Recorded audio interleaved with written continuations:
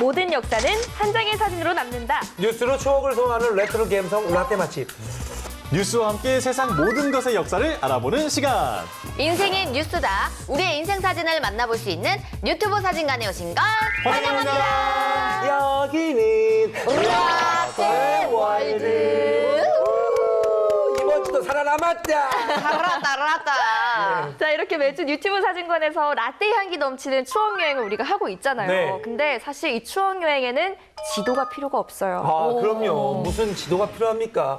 다 이 머리와 가슴 속에 남아있는 게 추억 아니겠습니까? 그렇죠, 네. 가슴 아파도 목이 메어서 안간힘을 써봐도. 아니 근데 추억의 나침반을 가지고 여행을 가더라도 사실 뭐 저희는 그렇게 멀리는 못 가고요. 맞아요, 맞아요. 기수 형님만 좀 먼 곳까지 갔다 오시는 것 같더라고요. 그쵸, 거의 혼자 뭐... 해외여행 갔다 오시는 분. 아니요, 조선시대까지 다녀오시잖아요. 맞아. 나도 가끔 내가 그 저기 김수현 씨인가 생각이 그쵸. 드는데 왜 저게 김수현 씨요?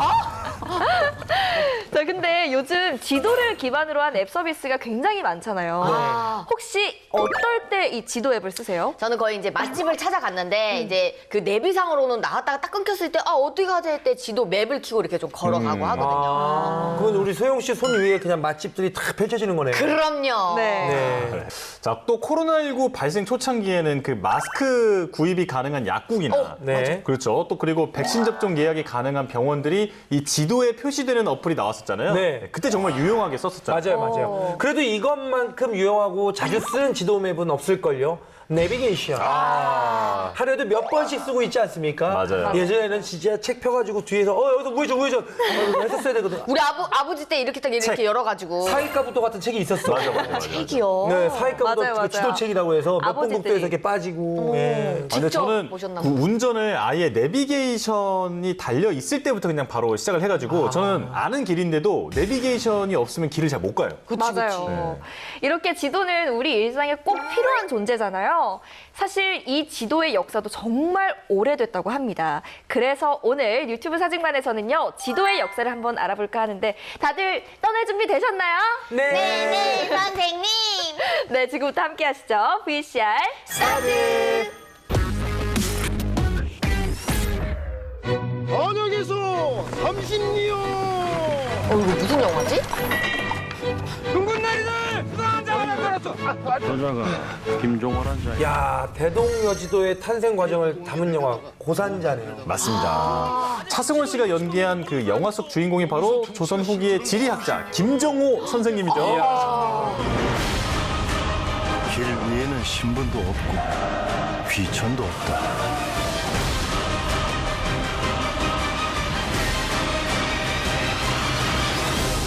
완벽한 지도를 만드는 것이 소인 꿈입니다. 땅의 모양, 산, 강, 바다와 같은 자연 환경과 길, 또 건물 같은 환경을 기호나 문자를 사용해서 실제보다 축소해서 나타낸 것을 바로 지도라고 하죠. 오늘날 지도는요, 토지에 관한 각종 연구나 교육, 또 군사적 목적 등 모든 생활에 걸친 필수 자료인데요. 그렇다면 인류는 언제부터 지도를 만들어서 사용하기 시작했을까요? 인류는 아주 오래전부터 사냥이나 채집, 그리고 이동 생활 등에 필요한 지도를 그렸습니다. 하지만 당시에는 동굴의 벽면, 나무 껍질, 그리고 가죽 등에 그렸기 때문에 조잡하고 해석이 불가능한 것이 대부분이라고 하는데요. 현재 가장 오래된 지도로 알려진 것은 고대 메소포타미아의 점토판 지도. 점토판 지도, 종이 지도가 아니라.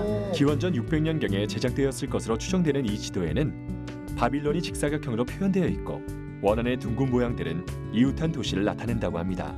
아니 그런데 저런 원시 시대에도 지도를 사용했단 얘기예요? 네, 땅의 모양과 크기는 제대로 표현을 못했지만 네. 그 이웃한 도시를 그려서 나타냈다는 점은 오늘날의 지도와 유사하다고 볼 수 있겠죠. 맞아요, 맞아요. 고대에는 아무래도 측량 기술이 부족하다 보니까 저런 형태의 지도밖에 나올 수 없었던 거죠. 야, 그럼 우리가 지금 사용하는 지도처럼 그 땅의 모양이나 크기를 축소해 놓은 그 지도다운 지도는 언제 처음 만들어진 건가요? 바로 로마 제국이 등장하면서부터인데요. 로마 제국은 유럽 전역을 넘어서 북아프리카, 페르시아, 이집트까지 정말 드넓은 지역을 통치해야 했다 보니까 이 지리적인 정보를 한눈에 파악하는 지도가 반드시 필요했다고 합니다. 광대한 영토를 통치했던 로마 시대에는 정치적, 군사적인 목적에서 지도가 발달되었는데요. 아우구스투스 황제의 명을 받은 아그리파는 측량을 실시하여 정교하게 지도를 만들었다고 합니다. 오, 좀 지도답다라는 생각이 들어요. 포이팅거 지도라 불리는 이 지도는 도로와 주요 도시를 간략하게 표현해 로마 문화의 실용성을 잘 보여주고 있는 것으로 평가받고 있습니다. 아니 그림도 있고 정말 누구나 쉽게 볼 수 있도록 만든 지도가 이제 제작이 되기 시작했네요. 그렇다면 우리나라는 언제부터 지도를 사용하기 시작했는지 전 그게 궁금하거든요. 우리나라에서 가장 오래된 지도로 알려진 게 바로 삼국시대 고구려 벽화에 있는 요동성 지도거든요. 요동성. 네. 삼국사기의 기록들을 보면 아주 오래전부터 국가적 차원에서 군사적 목적의 지도 제작이 이루어졌음을 알 수 있습니다. 우리나라 전체를 지도로 제작하기 시작한 건 고려 시대부터로 추정이 되고 있습니다. 우리나라 지도 제작의 역사는 고려에서부터 시작됐을 것이라 추정되고 있지만 이야. 현재 우리나라에 남아있는 것은 고려시대 이후에 와서 만들어진 지도들 뿐. 이 지도들을 통해 우리나라 지도의 역사를 유추해 볼 수 있다. 고려시대에 제작된 지도로 현재 남아있는 것은 고려의 행정구역을 한눈에 볼 수 있는 전국도인 오도 양계도가 있고 우와. 또 하나 주목해야 될 지도에는 조선 초기에 만든 세계지도 혼일강일 강리역 대국도가 있다. 이야. 와, 조선시대에 세계지도까지 제작을 했었어요? 동양에 남아있는 가장 오래된 세계지도입니다. 이 지도가 조선이 1392년에 건국되는데 꼭 이 건국 기념으로다가 1402년, 10년 만에 만들어진 그러한 세계적인 지도입니다. 이 지도가 이제 남아있고요. 그 다음에 이제 우리나라에서는 계속적으로 팔도 지도, 동국 지도 이런 것들이 계속 만들어집니다. 조선시대 지도 제작이 본격화되면서 우리의 국토를 담은 다양한 지도들이 쏟아져 나오기 시작했다. 아니 동양에서 가장 오래된 세계 지도라니 진짜 가슴이 벅차오르고 자랑스럽습니다. 맞아요. 이 조선 초기에 만들어진 세계지도 혼일강리 역대국도, 주로 강리도라고 줄여서 부르곤 하는데요. 이 강리도에는 중국을 중심으로 일본은 물론 아프리카 남단과 주변 바다인 인도양과 대서양을 잇는 바닷길까지 그려져 있다고 합니다. 또 강리도를 보면 그 당시 중국과의 관계를 고려해서 중국이 지도의 중심을 차지하면서 가장 크게 그려져 있죠? 네, 그러네요. 자, 그런데 우리나라는 중국 다음으로 크게 그려져 있습니다. 너무 잘 보여요. 이게 당시 중국이 만든 지도에는 그 한반도는 거의 생략되기 일쑤였는데 이 지도에는 큼직한 한반도를 그려서 어떤 그 조선의 자주 정신을 표현했다고 볼 수 있죠. 네. 그 지도 안에 당시의 외교적 입장이 담겨 있다는 게 놀랍고 재밌네요. 그 지금 상황에서 저런 스타일로 세계지도를 그려본다면 이거 많이 달라지겠는데요? 맞아요. 그러게요. 많이 욕먹을 수도 있고. 맞잖아요. 국뽕지도. 없어지는 나라도 있을 것이고, 맞지. 크게 그려지는 나라도 있을 것이고. 네, 맞습니다. 자, 이렇게 다양한 지도를 제작했던 조선시대는 실제 거리를 일정 비율로 줄인 축척의 개념도 사용되기 시작했거든요. 자, 우리나라 최초로 축척이 사용된 지도는 어떤 모습일지 화면으로 만나보시죠.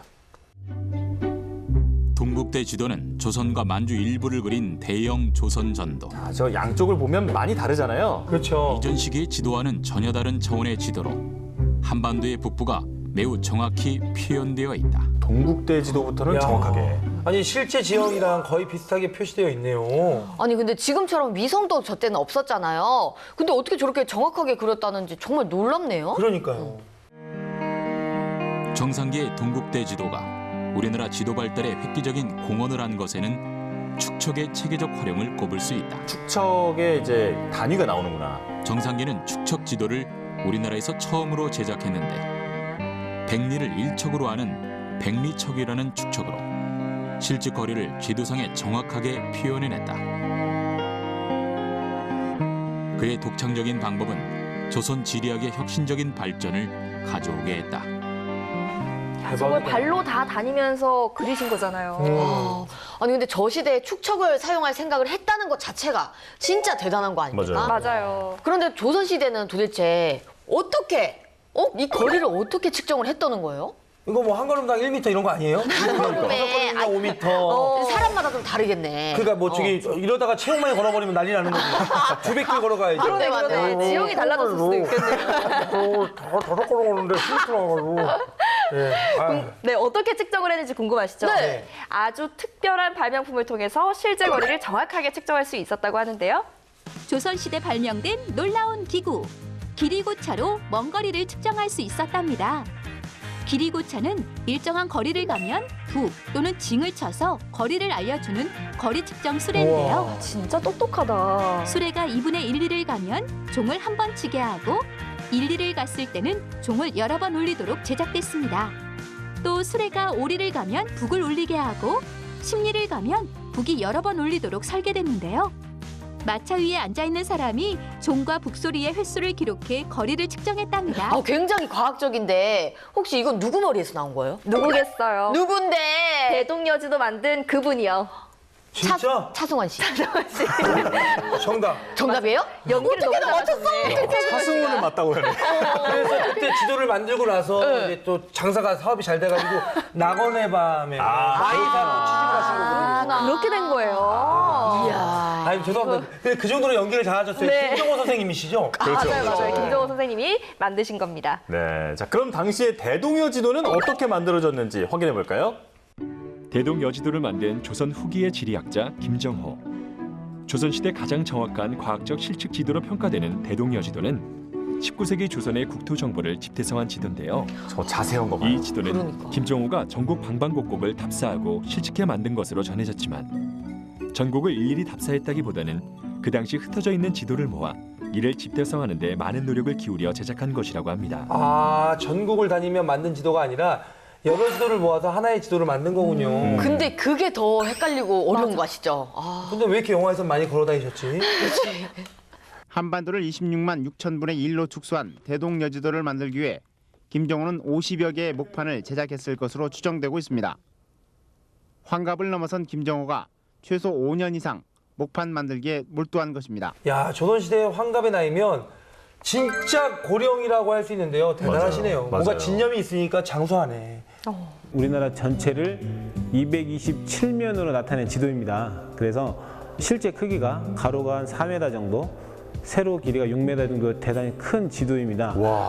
우리나라에서 그린 지도는 처음으로 기호를 사용을 했고요. 대박이다. 그다음에 그 반격표라는 걸 통해서 어떤 그 일정한 축척을 알 수 있게 해줬고, 또한 각 지역의 위도를 재서 그 표현을 했기 때문에 과학적이고 또한 보기 쉽고 알기 쉽고 또한 그동안 그려지지 않았던 정확한 그 조선시대 최고의 걸작 지도입니다. 와, 정말 최고인 것 같아요. 지금 생각해봐도. 맞아요. 그렇죠. 네. 도저히 저는 이해할 수가 없어요. 어떻게 우리 지금 위성으로 본 한반도의 모습과 이렇게 흡사하게 만들 수 있는지. 심지어 사진도 없는데. 그니까. 그쵸? 아니, 도대체 어떻게 높은 데 올라가서 이렇게 지형을 보고 이렇게 기억을 하는 거 아니야. 맞아요. 근데 그때 당시에 좀 너무 지도가 커서 불편하긴 했을 것 같거든요. 아, 사실 그 아까 보신 것처럼 지도 전체 크기는 굉장히 컸지만 총 22권의 지도책으로 나눠서 제작을 했기 때문에 보관과 이동이 용이했다는 점에서도 아주 훌륭한 지도라는 평가를 받고 있습니다. 야, 이용자들의 편의까지 배려한 요 섬세함.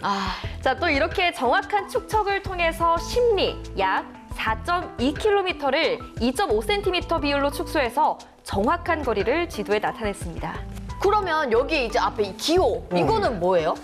저게 바로 그 대동여 지도에 사용된 기호들이거든요. 14개 항목의 22개 법례를 이용해서 그 좁은 지면을 효율적으로 사용할 뿐 아니라 직관적으로 지도를 살펴볼 수 있게 만들었습니다. 야, 이게 군사작전에 필요한 기호들도 많이 보이네요. 맞습니다. 그런데 이렇게 소중한 보물이자 우리나라 최고의 지도인 대동여지도의 목판이 무려 70년간 빛을 보지 못한 채 방치되어 있었다고 하는데요. 이게 도대체 어떻게 된 일인지 왜요? 화면으로 만나보시죠. 1995년 10월 국립중앙박물관의 보물창고인 수장고에 70여 년간 방치되어 있던 유물 그 정체가 밝혀졌습니다. 방치가 되어 있었다고요? 네.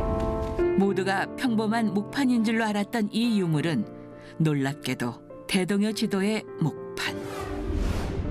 1923년부터 조선 총독부에 보관하다가 6.25 전쟁을 치르며 여러 차례 이관, 서울로 옮겨온 후 수십 년 동안 복제품 취급을 받았던 이 유물은 1864년에 제작된 김정호의 대동여지도 목판이었습니다. 이야, 아니 저렇게 귀중한 보물이 70년이나 방치되어 있었다니 진짜 속상하네요. 맞아요. 그러면 봐봐, 제대로 보호받지 못해서 나무들은 썩는단 말이에요. 보존 상태가. 그러니까. 사실 그렇게 된 데에는 그럴 만한 사정이 있긴 했어요. 1934년에 조선 총독부가 발행한 교과서 조선어 독본. 식민 지배를 공고히 하기 위한 일제는 조선인들이 김정호와 같은 훌륭한 인물이 만든 목판마저 불태워버린 미개한 민족이다라며 진품의 존재를 숨겨왔던 것입니다. 에휴. 하지만 해방 후에도 왜곡된 역사는 그대로 교과서에 등장합니다. 심지어 각종 위인전에도 이 내용이 실렸고 왜곡된 역사가 학계의 정설이 됐습니다. 이래서 역사를 바로잡는 게 중요합니다. 맞아요. 네. 자, 이제 시대를 훌쩍 뛰어넘어서 현대의 지도를 한번 만나볼 텐데요. 1980년부터 90년대까지만 하더라도 이 집집마다 전국 지도 꼭 하나 가지고 있었잖아요. 그렇습니다. 라떼는 말이죠. 전국 고속도로 지도, 사회과부도 같은 걸로 이제 전국 곳곳을 누비고 다녔고요. 길 한번 잘못 들으면 동네 어르신들을 100m당 만나가지고 계속 길을 물어서 탈출하기도 했습니다. 맞아. 네. 그러다가 2000년대부터는 여러 가지 기술이 적용되면서 지도의 모습이 크게 달라지기 시작하는데요. 과학기술과 접목하며 지도는 어떻게 변화해왔는지 관련 뉴스로 만나보시죠. 다리품을 팔며 붓으로 그려 완성한 200여 년 전의 서울 지도입니다.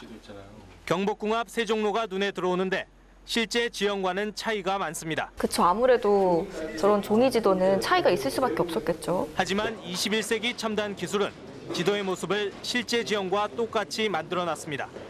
경복궁 앞 삼거리와 세종문화회관 같은 건물의 모습까지 한눈에 드러납니다. 서울 상암동 지역을 들여다봤더니 한창 공사 중인 월드컵 경기장의 모습이 지도상에 나타납니다.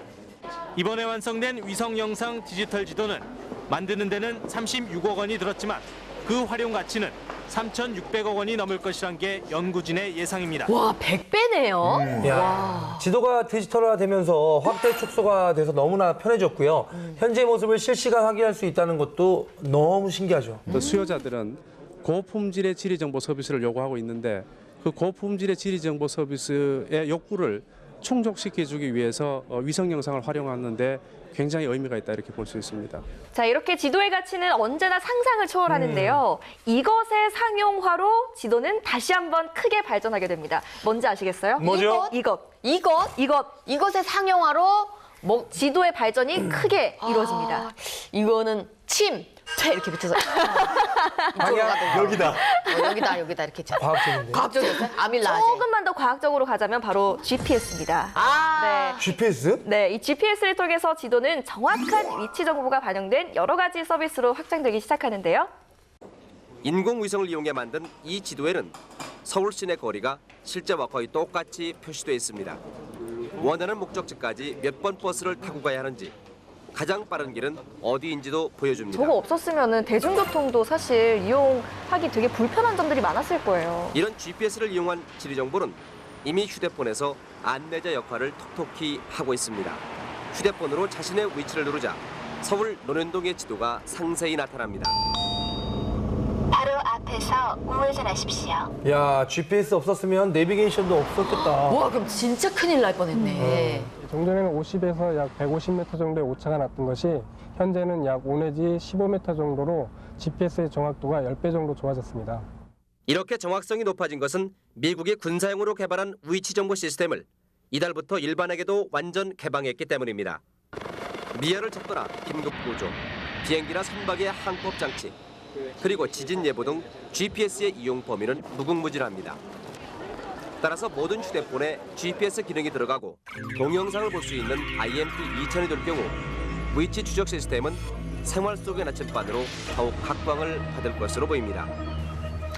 그동안 이렇게 우리 지도가 주는 정보들을 너무 당연히 여겨왔었거든요. 근데 이렇게 보니까 GPS 기능 또한 정말 소중한 기능이네요. 맞아요. 그런데 이 소중한 GPS 시스템은 사실은 가슴 아픈 역사를 대가로 얻게 된 기술이거든요. 왜? 한번 보실까요? 지난 9월 1일 새벽 미국의 뉴욕을 출발해서 서울로 오고 있던 대한항공 모잉 747 여객기가 살린 부근 상공에서 소련 전투기의 미사일 공격을 받아 승객과 승무원 269명 전원이 사망하는 참사가 일어났습니다. 아니 참나 예전에 제가 이제 정말 저 사건과 이제 확실하게 80년대 기억하는 사건이 김현희 폭파 사건 그게 진짜 기억이 나는데 칼기 피격 사건이잖아요. 저게. 맞아요. 와. 사상 초유의 민간 항공기 미사일 피격. 항로를 잘못 잡아 소련 영공에서 전투기에 의해 피격된 민항기는 칼 007기. 우리나라의 대한항공 여객기였습니다. 저게 말이나 되냐고요. 소련은 적기로 오인해 격추했다고 변명했지만 이미 그들은 칼 007기가 민항기였다는 사실을 알고 있었습니다. 그리하여 전 세계가 소련의 야만적 행위를 규탄하던 그때 미국의 레이건 대통령은 군사용으로 구축 중이던 GPS 완성 시 민간인 무료 사용을 허용했습니다. 그리고 마침내 1973년부터 20년간 미 국방성이 개발한 24개의 위성군이 완성된 후 초기 가동되면서 서비스가 시작됐습니다. 가슴 아픈 사연이지만 우리나라의 대한항공 여객기 피격이 오늘날 최고의 혁신 기술로 손꼽히는 GPS의 민간 상용 시발점이 된 것입니다. 이야, 사실 저런 일이 아니었으면 미국에서는 그 GPS를 자국의 군사 기술로만 사용했을지도 몰라요. 맞아요. 자, 어떻게 보면 저분들 덕분에 전 세계가 어떻게 보면 좀 더 안전할 수 있게 그때 항로를 이탈한 거잖아요. 그렇죠. 맞아요. 그러니까 이제 헷갈렸던 거죠, 사실은. 아이고. 하늘에서 무슨 책 볼 수도 없는 거죠. 근데 그걸 알면서도 쐈고. 그걸 알면서 핑계 삼아 쏜 거지. 맞아. 자기네 자국의 영토를 침범했다고. 이러면서. GPS는 이미 우리의 일상 곳곳에 녹아들어 생활의 편의를 높여주고 있습니다. 하지만 분명 한계가 존재합니다. 바로 미국이 개발한 GPS 서비스를 기반으로 하고 있다는 점입니다. 이에 세계 각국에서는 자체 위성 항법 시스템을 개발하며 자국 GPS망 구축에 힘을 싣고 있습니다. 그리고 우리나라에서도 자체 위성 항법 시스템 구축을 위한 움직임이 일어나기 시작했습니다. KPS, 우리가 구축하려는 한국형 GPS의 정식 명칭입니다. KPS 구축은 단계별로 진행될 예정입니다. 1단계에서는 항법용 주파수 확보와 위성 항법 탑재체 개발이 이루어집니다. 2단계는 지상국과 검증용 항법 위성을 개발하고 2027년에 첫 위성을 발사하는 것을 목표로 하고 있죠. 3단계에서는 마지막 위성을 발사하는 것을 끝으로 시스템 구축을 완료할 계획인데요. 계획에 따라 본격적인 시스템 개발에 착수한다면 2035년엔 KPS 서비스를 누릴 수 있을 것으로 기대하고 있습니다. GPS를 갖고 있는 나라와 그렇지 못한 나라와의 차이는 군사안보로 넘어갈 때는 대단히 무서운 그 정보통신 능력이죠. 그래서 최근에 이제 한국도 GPS와 같은 어떤 위성항법 체계를 구축해야 되지 않느냐라는 얘기가 많이 나오고 있습니다. 우리의 힘으로 이뤄낼 한국형 GPS. 안정적인 고정밀 위치 서비스 제공으로 우리를 더 나은 미래로 이끌어줄 것입니다. 사실 지도는 군사적 목적으로 사용하기 위해서 만들어지기 시작했고 지금도 사실 크게 다르진 않은데요. 하지만 미래의 지도는 보다 나은 인류의 삶을 위해서 진화하고 있습니다. 네, 그 중에 하나가 바로 디지털 트윈 시스템인데요. 3차원 그래픽 기술을 통해 현실 세계를 쌍둥이처럼 그대로 재현한 지도로 이미 다양한 분야에 활용되고 있는데 과연 어떤 모습을 하고 있을지 화면으로 만나보실까요? 마치 쌍둥이가 서로를 마주하듯 물리적 세계가 디지털 세계에 똑같이 구현해 상호 소통하는 시스템. 우리는 이러한 기술을 디지털 트윈이라 말합니다. 단순히 어떤 공간과 그 공간에 배치한 사물들을 디지털로 복제한 것이 아니라 서로의 정보를 공유하며 실제로 반영하는 살아있는 가상 세계를 말하죠. 우리 현실 세계를 그대로 가상 그 세계에다가 복제를 해놓은 거잖아요. 그러니까 이제 우리가 들어가 보지 않아도 그 상황이 어떤지 대충 감을 잡을 수 있고 구조 활동 이런 거에 도움이 되겠네요. 그렇네요. 자, 이렇게 디지털 트윈 기술로 현실 세계와 똑같이 구현된 가상 지도는 단순히 편리함을 제공하던 지도의 개념을 넘어서서 이제는 말씀하셨던 것처럼 국민의 안전을 지키는 데도 활용되고 있습니다. 현실 세상에선 일어나지 않지만 그와 똑닮은 가상의 세계에서 일어나는 자연재해. 실질적인 피해를 입지 않고도 더 정확하게 미래를 예측하고 대비할 수 있도록 하는데요. 우와. 이것이 디지털 세상에 존재하는 또 다른 현실 세계가 필요한 이유 아닐까요?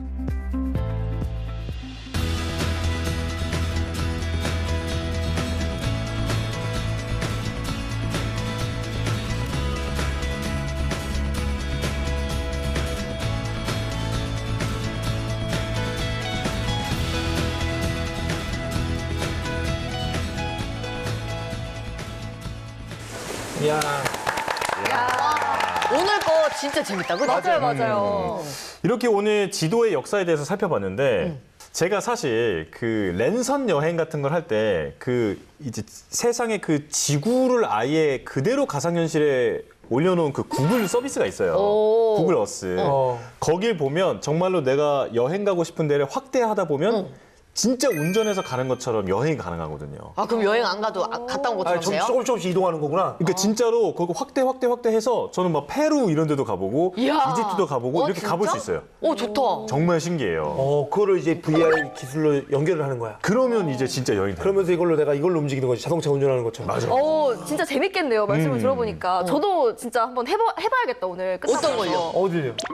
어디? 왜 이렇게 긴장을 많이 하시죠? 아니, 옆에서 느껴져요. 막 저를 막 물어 뜯으려고 막 하나 요 녀석 하나 걸려라.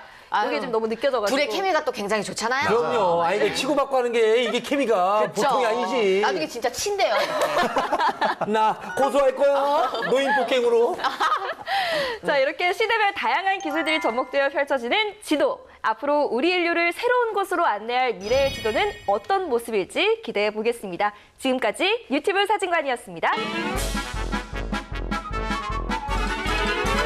뉴스의 바다를 끝없이 떠다니는 본격 뉴스 예능 유튜브. 오늘의 항해는 여기까지입니다. 저희는 한 주 동안 유튜브 타고 신나게 돌아다니면서 재밌는 뉴스 가득 안고 돌아오겠습니다. 눈 감고도 척척 찾아가는 추억의 내비게이션 라떼 나침판 유튜브 사진관. 여러분, 다음 주에도 내비게이션 치고 꼭 유튜브 찾아오세요. 우리는 유튜브. 이제 가야겠다. 지도를 버터버터 그려버려. 또르르르 띵동.